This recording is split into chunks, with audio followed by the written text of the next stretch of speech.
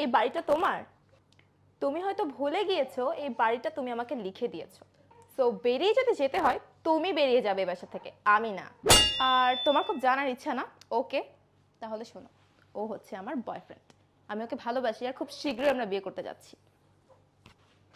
তুমি যেমন তোমার আগের বউকে এই ধন সম্পত্তি বাড়ি গাড়ি এই সবের জন্য বিয়ে করেছো, ঠিক তেমনি আমিও তোমাকে এই সবের জন্যই বিয়ে করেছি। আর তুমি খুব শীঘ্রই ডিভোর্স লেটার পেয়ে যাবে। সো প্লিজ লিভ নাও। আপা, আমার কিছু টাকা দিবেন কিছু খাওয়ার জন্য? আমার অনেক ক্ষুধা লাগছে। ইসমাইল, তুমি তুমি এখানে? আর তোমার এই অবস্থা কেন? খুশি তুমি আমার এই অবস্থা কেন জানতে চাও? তুমি আমায় বলছিলে না মানুষ মানুষকে ক্ষমা করে, আল্লাহ ক্ষমা করে না?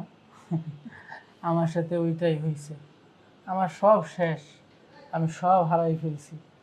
আজ আমি পথের ফকির, আমার খাওয়ারও টাকা নাই। তুমি আমার মাফ করে দাও, আমি তোমার সাথে অনেক বড় অন্যায় করছি। শোনো, আমাকে আসলে আর হাসিও না। মাফ করবো তোমাকে না,